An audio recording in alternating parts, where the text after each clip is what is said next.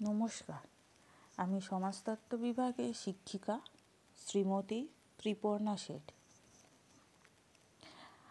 আজকে তোমাদের পাঠ্যবস্তুরই একটা বিষয় সেকেন্ডারি ডেটা অ্যানালাইসিস নিয়ে আলোচনা করা হবে। তো সামাজিক গবেষণা তথ্য সংগ্রহ বা গবেষণা কার্য সম্পাদন করার নানা পদ্ধতি রয়েছে। তারই একটা অন্যতম পদ্ধতি হলো সেকেন্ডারি ডেটা অ্যানালাইসিস। আমরা সবাই জানি সামাজিক গবেষণার ক্ষেত্রে তথ্য সংগ্রহ করাটা একটা গুরুত্বপূর্ণ কাজ। তথ্য সংগ্রহ বলতে আমরা বুঝি গবেষণার বিষয়বস্তু কেন্দ্রিক কিছু প্রশ্ন তৈরি করা, সেই অনুযায়ী কোনো সমাজে গবেষককে গিয়ে সাধারণ মানুষের সাথে মিশে তার উত্তর খোঁজার চেষ্টা করা।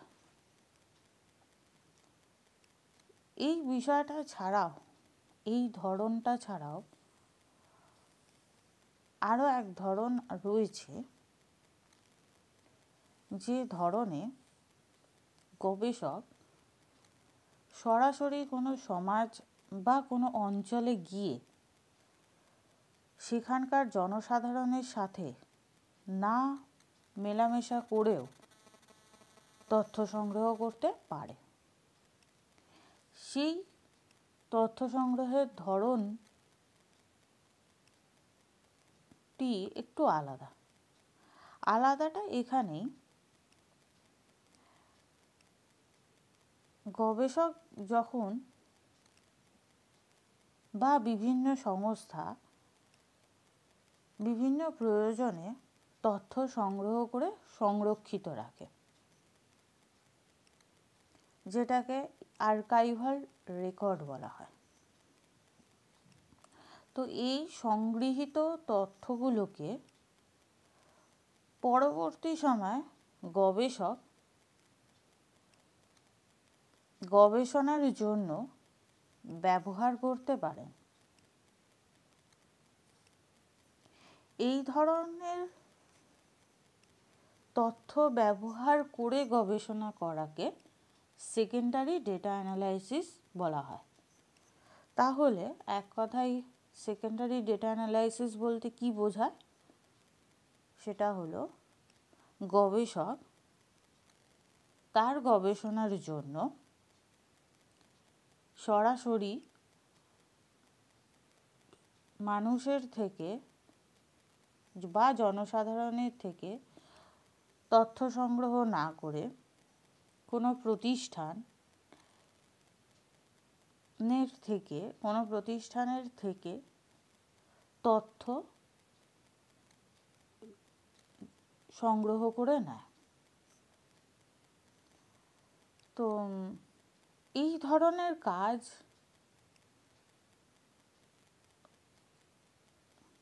খুব নতুন কাজ নয়। এমিল ডুরখাইম থেকে শুরু করে ম্যাক্স ওয়েবার, কার্ল মার্কস এরকম বহু সমাজতাত্ত্বিকের গবেষণায় এই ধরনের তথ্য ব্যবহার করে বিশ্লেষণের উদাহরণ পাওয়া গেছে। তো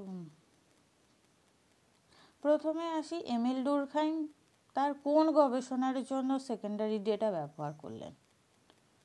এমিল ডুরখাইম যে আত্মহত্যা সংক্রান্ত তত্ত্বটা করেছিলেন, সেখানে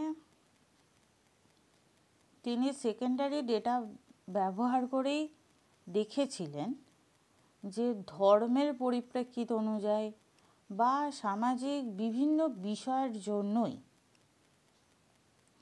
মানুষের মধ্যে আত্মহত্যার প্রবণতার কম বা বেশি লক্ষ্য করা যায়। সামাজিক বন্ধন যেখানে খুব দৃঢ় সেখানে আত্মহত্যার হার একরকম, আবার যেখানে সামাজিক বন্ধন খুব আলগা সেখানে আবার আত্মহত্যার হার আরেক রকম। তার এই তথ্য থেকেই জানা যায় যে ক্যাথলিক দেশগুলোর তুলনায় প্রোটেস্ট্যান্ট দেশগুলোতে আত্মহত্যার হার বেশি। আমরা সবাই মনে করি যে আত্মহত্যাটা ব্যক্তির ব্যক্তিগত বিষয়। ডুরখাইম সেই জিনিসটাকে মিথ্যা বলে প্রমাণ করলেন এবং সত্যটা কী সেটা জানার জন্য নিজে তথ্য সংগ্রহ তো করলেনই না, বরং অন্য কোনো সময় কিছু তথ্য সংগ্রহীত ছিল, হয়তো তার অন্য কোনো উদ্দেশ্যে তথ্য সংগ্রহ করা হয়েছিল, সেই তথ্য থেকেই বার করলেন আসল সত্যটা। এছাড়া ম্যাক্স ওয়েবারের যে সমস্ত আলোচনা রয়েছে সেখানেও ধর্ম কীভাবে সমাজকে, রাজনৈতিক পরিস্থিতিকে প্রভাবিত করে তার ব্যাখ্যা তিনি এই সেকেন্ডারি ডেটার মাধ্যমেই দিয়েছিলেন। কার্ল মার্কস যে শ্রেণী সংগ্রামের তত্ত্ব উপস্থাপন করেছিলেন সেই তত্ত্বের জন্য যে তথ্যের প্রয়োজন তার ভিত্তি ছিল আগে থেকে সংগ্রহ করে রাখা বিভিন্ন ধরনের পরিসংখ্যান। তো সুতরাং বলা যেতে পারে যে সেকেন্ডারি ডেটা অ্যানালাইসিস বিষয়টা নতুন কোনো বিষয় না। বিভিন্ন সমাজতাত্ত্বিক, যাদেরকে সমাজতত্ত্বের স্রষ্টা বলা হয়, তারাই এই ধরনের তথ্য ব্যবহার করেছেন এবং সমাজতত্ত্বের নতুন নতুন দিককে নিয়ে আলোচনা করেছেন। তো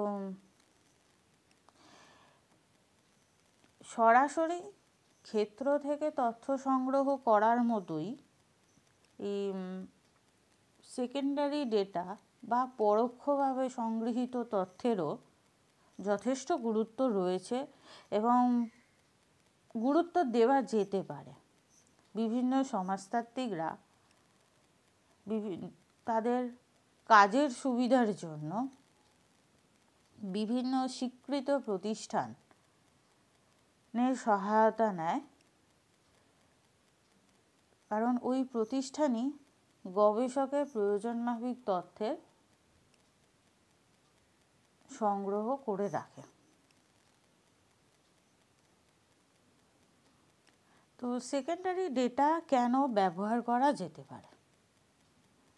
কারণ অনেক রয়েছে। তার একমাত্র কারণ হচ্ছে যে যদি অতীতকে নিয়ে আমাদের জানার প্রয়োজন হয় তাহলে সেই পরিপ্রেক্ষিত বর্তমান সময়ে দাঁড়িয়ে তৈরি করা যাবে না। যে গবেষক নিজে দাঁড়িয়ে অবজার্ভ করে বলতে পারবে যে পরিস্থিতিটা কী ছিল, সেটা যেহেতু সম্ভব নয়, সেহেতু এমন কোনো ধরনের তথ্য আমাদের লাগবে যে তথ্যটা অ্যাভেলেবেল, একই সাথে অতীতের সত্যটাকে স্পষ্টভাবে ব্যাখ্যা দেবে। অতীতকে ব্যাখ্যা দেওয়ার জন্য বা অতীতকে বিশ্লেষণ করার জন্য সেকেন্ডারি ডেটা ব্যবহার করা অত্যন্ত প্রাসঙ্গিক। তাহলে প্রথম এবং অন্যতম গুরুত্বপূর্ণ কারণটা হলো এটাই যে অতীতকে জানতে হবে। দ্বিতীয় কারণ, এই প্রথম কারণের সূত্র ধরেই আসা যাক। দ্বিতীয় কারণ হলো যখন তুলনামূলক গবেষণা করা হয়, অতীতের সাথে বর্তমান সময়ে, বিশেষ করে এই সময় ভ্যারি করে যে ধরনের গবেষণাগুলো, তুলনামূলক গবেষণাগুলো করা হয়, সেখানে সেকেন্ডারি ডেটা ব্যবহার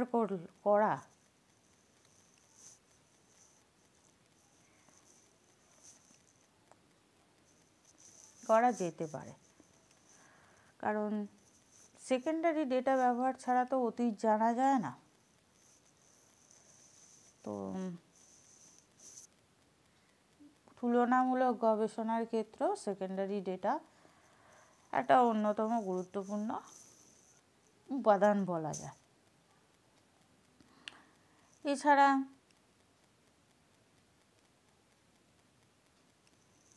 যদি গবেষক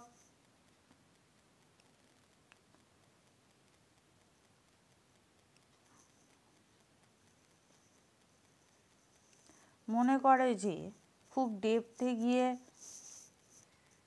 কোনো তার গবেষণার বিষয়বস্তুকে ব্যাখ্যা করতে হবে, তাহলেও কিন্তু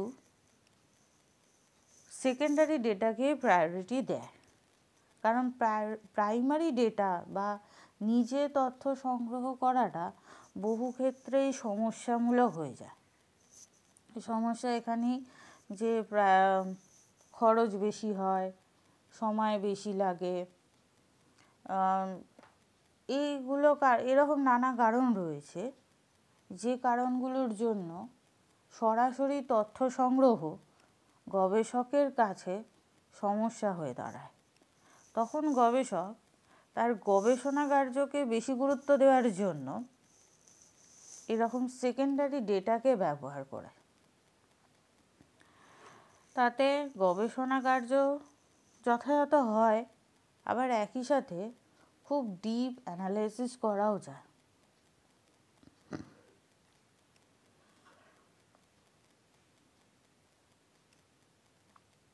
আবার কিছু সামাজিক গবেষণা রয়েছে, যে ধরনের সামাজিক গবেষণায় সেকেন্ডারি ডেটা ছাড়াই এক পাও এগোনো যাবে না। সেক্ষেত্রেও এই ধরনের তথ্যের খুবই গুরুত্ব রয়েছে। তাহলে কেন আমরা সেকেন্ডারি ডেটা ব্যবহার করব, তার কিছু দিক সম্বন্ধে আলোচনা করলাম। কি কি? খুব সংক্ষেপে বলতে গেলে, প্রথমত হচ্ছে অতীতকে জেনে বিশ্লেষণ করার জন্য সেকেন্ডারি ডেটা আবশ্যিক।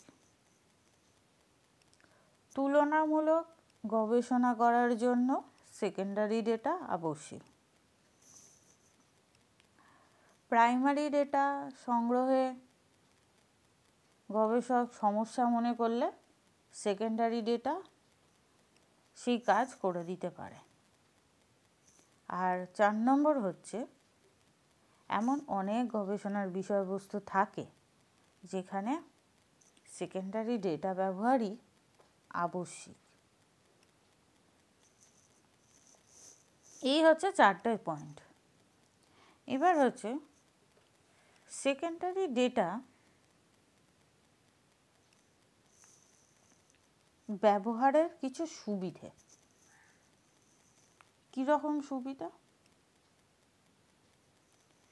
সেকেন্ডারি ডেটা যেহেতু যদি কোনো স্বীকৃত প্রতিষ্ঠানের হয়, তাহলে কিন্তু সেগুলো খুবই বিশ্বাসযোগ্য এবং নির্ভুল হয়।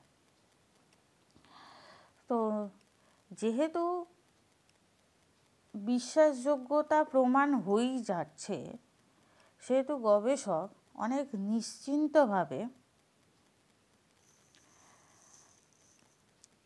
এগুলো ব্যবহার করতে পারে। গবেষককে তার ভ্যালিডিটি প্রুভ করতে হয় না, রিলায়েবিলিটি চেকিং করতে হয় না, তাছাড়া রেপ্লিকেশনেরও সুবিধা পান। এছাড়া যদি এই সেকেন্ডারি ডেটা খুব সুন্দরভাবে সময়কাল ধরে সাজিয়ে সংগ্রহ করা থাকে, তাহলে গবেষক লংজিটিউডনাল রিসার্চ ডিজাইন অবলম্বন করে কোনো গবেষণা কাজ সহজেই ত্বরান্বিত করতে পারে।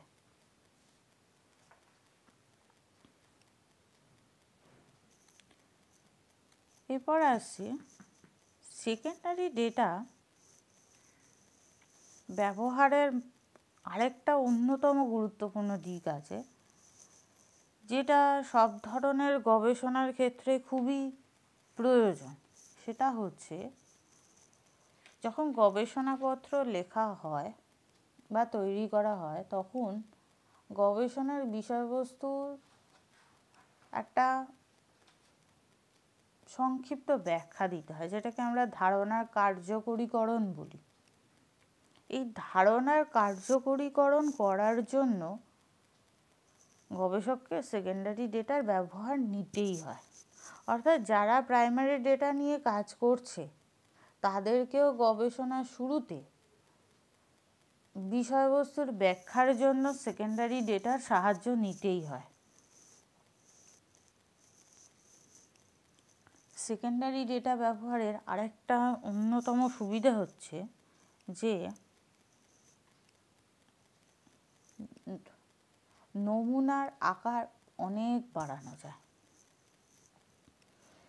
যার ফলে গবেষণাটা ফলাফল খুবই উপযোগী হয়।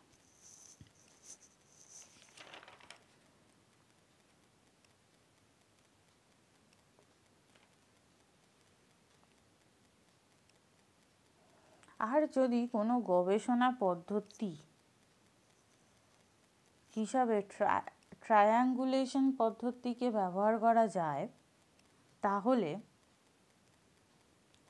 সেকেন্ডারি ডেটার উপর নির্ভর করতেই হবে। এই ট্রায়াঙ্গুলেশন মেথডটা হলো একটা মেথড যেখানে একাধিক গবেষণা পদ্ধতি ব্যবহার করে তথ্য বিশ্লেষণ করা হয়। ধরা যাক কোয়ালিটেটিভ, কোয়ান্টিটেটিভ দুটোকে নিয়ে কোনো একটা গবেষণা কাজ করা হচ্ছে। অর্থাৎ গবেষণার তথ্য বিশ্লেষণে যেমন পরিসংখ্যানও থাকবে, তেমনি ঘটনার বিস্তারিত ব্যাখ্যাও থাকবে বা বিষয়বস্তুর বিস্তারিত ব্যাখ্যা থাকবে। এরকম দুই ধরন বা একাধিক ধরনকে নিয়ে কোনো গবেষণা করা হলে সেকেন্ডারি ডেটাকে ব্যবহার করাই হয়। এই কয়টা ছিল সেকেন্ডারি ডেটা ব্যবহারের সুবিধা। তাহলে সংক্ষেপে একবার বলা যাক, সেকেন্ডারি ডেটা ব্যবহার কেন বেশি করব আমরা। প্রথমত হচ্ছে সেকেন্ডারি ডেটা যদি কোনো প্রাতিষ্ঠানিক স্বীকৃতি থাকে তাহলে কিন্তু খুবই বিশ্বাসযোগ্য হয়, নির্ভুল হয়, যেটার কারণে গবেষককে ভ্যালিডিটি, রিলায়েবিলিটি চেকিং করতে হয় না, রেপ্লিকেশন চেকিং করতে হয় না। গবেষক খুব নিশ্চিন্তভাবে তার কাজটা করতে পারে, তার ব্যাখ্যা দিতে পারে। দ্বিতীয় সুবিধা হচ্ছে বিভিন্ন সময়কালের তথ্য যদি পরপর সাজিয়ে রাখা থাকে তাহলে লংজিটিউডনাল রিসার্চ ডিজাইন খুব সুন্দরভাবে করা যায়। তৃতীয় সুবিধা হচ্ছে গবেষণার বিষয়বস্তুর ব্যাখ্যা বা ধারণার কার্যকরীকরণ দেওয়ার জন্য সেকেন্ডারি ডেটার ওপর নির্ভর করতেই হবে। 4 নম্বর হচ্ছে গবেষক চাইলেই তার নমুনার আয়তন বাড়াতে পারবে। কারণ সেকেন্ডারি ডেটা তার কাছে যত বেশি থাকবে সে তত বেশি গভীরে গিয়ে ব্যাখ্যা দিতে পারবে। আর 5 নম্বর সুবিধা হচ্ছে, যখন ট্রায়াঙ্গুলেশন মেথডে কোনো গবেষণা করা হয় তখন সেকেন্ডারি ডেটাকে গুরুত্ব দেওয়া হয়। এর একটা অন্যতম সুবিধা হচ্ছে অর্থনৈতিক সুবিধা। কী রকম সুবিধা? যেহেতু সেকেন্ডারি ডেটা সম্পূর্ণভাবে সংগৃহীত, সাজানো গোছানো থাকে, সেহেতু খুব কম সময়ই ছাত্রছাত্রী থেকে শুরু করে গবেষক তার তথ্য সংগ্রহের কাজটা করে ফেলতে পারে। কারণ প্রকৃত জনসাধারণের সাথে মিশে তথ্য সংগ্রহ করা খুবই সময় সাপেক্ষ কাজ এবং খরচ সাপেক্ষ কাজ। সেকেন্ডারি ডেটা একেবারেই খরচ সাপেক্ষ নয়। কারণ কোনো একটা নির্দিষ্ট অঞ্চলে গেলেই, কোনো একটা নির্দিষ্ট প্রতিষ্ঠানে গেলেই গবেষক সব তথ্যই পেয়ে যাবে। তো এই কম সময় সাপেক্ষ, খরচহীন একটা গবেষণা পদ্ধতি হলো বা গবেষণার তথ্য বিশ্লেষণ পদ্ধতি হলো এই সেকেন্ডারি ডেটা অ্যানালাইসিস।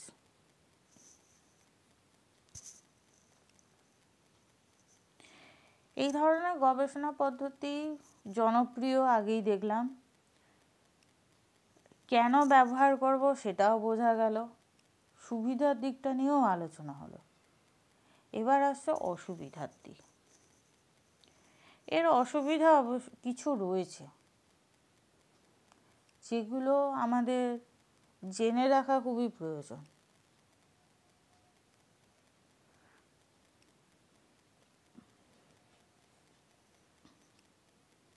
কি অসুবিধা? প্রথম যে অসুবিধাটা গবেষকরা ফেস করেন সেটা হলো, গবেষণার বিষয়বস্তু একটা, কিন্তু ওই বিষয়বস্তু নিয়ে যে তথ্য থাকবেই তার কোনো নিশ্চয়তা নেই। অন্য কোনো বিষয়বস্তুর মাধ্যমে সংগৃহীত তথ্যের ওপর ভিত্তি করেই গবেষককে তার গবেষণাটা করতে হয়। সেক্ষেত্রে হাইপোথিসিস পরীক্ষণে কিছু সমস্যা থেকেই যায়। তো এই হাইপোথিসিস পরীক্ষণের কিছু সমস্যা তো রইলই। গবেষণার বিষয়বস্তু মতো খুঁজে পাওয়া তথ্য একটু সমস্যার হয়। এছাড়া দেখা যায় যে যারা সাধারণ মানুষের সাথে মিশে তথ্য সংগ্রহ করেছেন তারা যতটা সমাজ পরিস্থিতিকে বুঝতে পারছে, ততটা কিন্তু যারা সেকেন্ডারি ডেটা ব্যবহার করে কাজ করে তারা বুঝতে পারে না। তারা অনেক কিছু পরিসংখ্যান পায় ঠিকই, অনেক নমুনা পায় ঠিকই, অনেক গভীরে গিয়ে বিশ্লেষণ করতে পারে ঠিকই, কিন্তু সমাজ সম্পর্কে স্পষ্ট ধারণা তাদের তৈরি হয় না।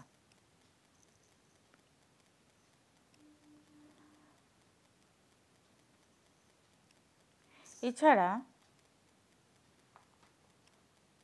সেকেন্ডারি ডেটা গবেষক কার থেকে নিচ্ছে সেটা খুবই গুরুত্বপূর্ণ। কারণ বাজারে প্রচুর ভুয়ো সংস্থা রয়েছে, বা আজকের দিনে দাঁড়িয়ে প্রচুর ওয়েবসাইট রয়েছে যারা এমন তথ্য পরিবেশন করে যেগুলো যথাযথ নয়।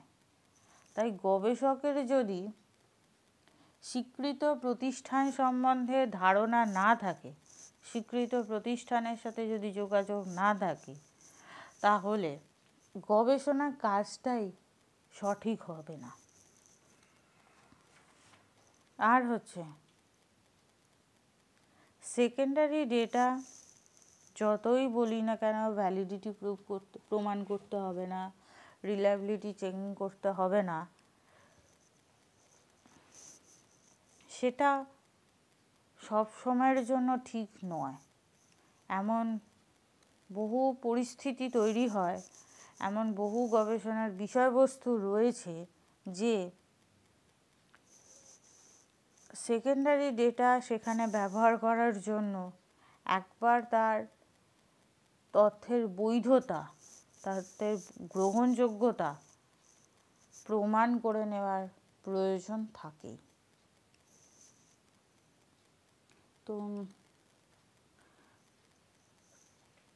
তো এই হলো অসুবিধে। তাহলে অসুবিধাগুলো কি কি? প্রথম হচ্ছে যে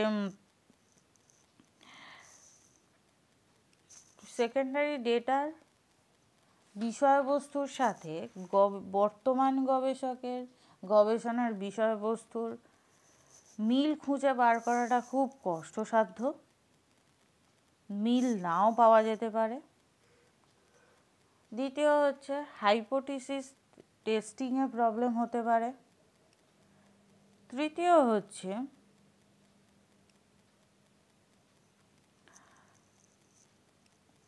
যারা প্রাইমারি ডেটার ওপর ভিত্তি করে কাজ করে তারা সমাজকে যতটা ভালোভাবে বুঝতে পারবে, যারা সেকেন্ডারি ডেটা নিয়ে কাজ করবে তারা সামাজিক বিষয়বস্তু নিয়ে কাজ করলেও সমাজ সম্বন্ধে তাদের কোনো ধারণা তৈরি হবে না।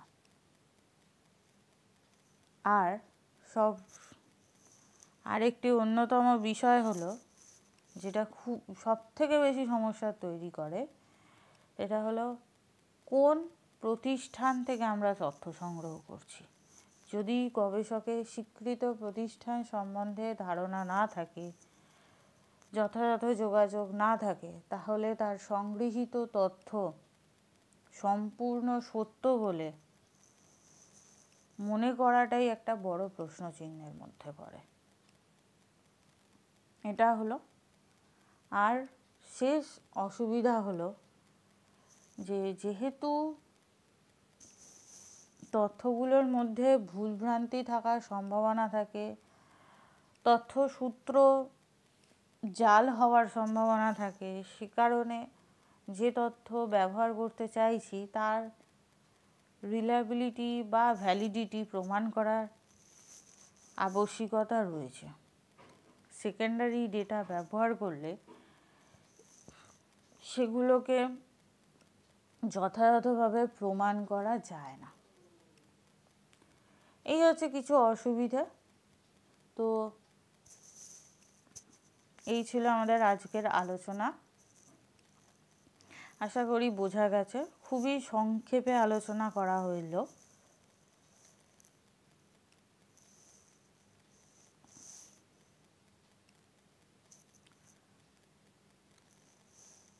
তো আজকের আলোচনা এখানেই শেষ করছি। ধন্যবাদ।